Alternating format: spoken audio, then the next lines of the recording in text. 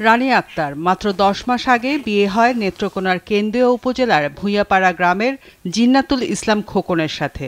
গাজীপুরে ট্রাক চালাতেন খোকন। গেল ৫ই আগস্ট বিকেলে গলির মোড়ে চা খেতে গিয়ে গুলিবিদ্ধ হয়ে নিহত হন তিনি। ৯ মাসের অন্তঃসত্ত্বা রানী স্বামী হারিয়ে এখন দিশেহারা। আমার কাছ থেকে ২০ টাকা নিয়ে দোকানে গেছে যাই আইসা বলো বিকালে যাইবো আর চা খাইয়া চলে আসবো। পরে তো আমরা ভাবছি আইবো, পরে আসে নাই। পরে অনেক এসার আজানের সময় ৭টা সাড়ে ৪টার দিকে শুনি যে গুলি খাইছে, মানে হাসপাতালে সবাই নিয়ে গেছে। এরপরে তো আর আমি কিছু জানি না। সরকার যাতে আমার একটা সন্তান দিব, সরকার যাতে আমার একটা ভালো ব্যবস্থা করে দেয়, সুব্যবস্থা করে দেয়, আমি যাতে আমার স্বামীর বাড়িতেই আমার সন্তানটা নিয়ে ভালো মতো থাকতে পারি, ভালো ব্যবস্থা করে দেওয়ার জন্য এইটাই চাই। পরিবারের তো দুর্যোগ অবস্থায় আর তো ঢাকা থাকতো মেলা দিন যাবৎ। এখন এই যে বউ, আমরা ছোটো পাইব, তার বাচ্চা হইব ৯ মাস, অভাব অনটনের মাঝে দিনকাল কাটতে যায়। ঢাকার যাত্রাবাড়িতে হোটেলে মাছ সরবরাহের কাজ করতেন সদর উপজেলার নন্দীপুর গ্রামের রমজান মিয়া। ১৯ জুলাই ওই এলাকাতেই পুলিশ শিক্ষার্থীর সংঘর্ষে গুলিবিদ্ধ হয়ে নিহত হন তিনি।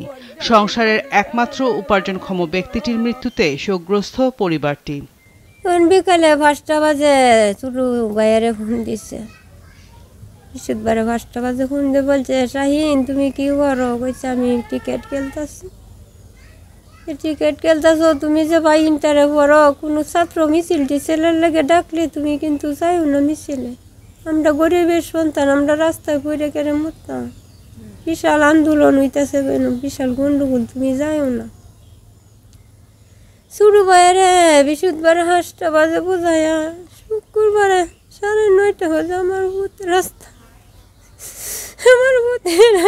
গুলি খায়। আল্লাহটা কইতেছে, আল্লাহ তুই আমার শোকটা দিয়ে কষ্টটা কেটে দিলি, শোকটা পালাই গিয়ে আল্লাহ তুই কষ্টটা কেটে আমার দিলি, আল্লাহ শোকটা পালাই আমার কষ্টটা কেটে আল্লাহ দিলি তুই। বৈষম্য বিরোধী আন্দোলনে নিহতদের পরিবারকে সব ধরনের আইনি সহায়তা দেওয়ার কথা জানান পুলিশ সুপার। বৈষম্য বিরোধী ছাত্র আন্দোলনকে কেন্দ্র করে ঢাকাতে এবং তার আশেপাশে যারা মারা গিয়েছেন বা আহত হয়েছেন তার ভিতরে মোট ১২ জন ব্যক্তির মৃতদেহ আমাদের জেলাতে এসছে। এই ১২ জনের ভিতরে ১০ জনই মারা গেছেন ঢাকার ভিতরে এবং বাকি ২ জন নারায়ণগঞ্জ এবং গাজীপুর জেলায়। তাদের পরিবারের সাথে আমরা যোগাযোগ করেছি এবং আমাদের পক্ষ থেকে যা যা করণীয় সে বিষয়ে আমরা ব্যবস্থা নিয়েছি এবং তাদের বিচার প্রক্রিয়া যেটা রয়েছে সেটা চলমান রয়েছে। আন্দোলনে নিহতদের মধ্যে নেত্রকোনারই ১২ জন, যাদের মধ্যে ৩ জন শিক্ষার্থী আর বাকিরা শ্রমজীবী। মাছরাঙা নিউজ ডেস্ক।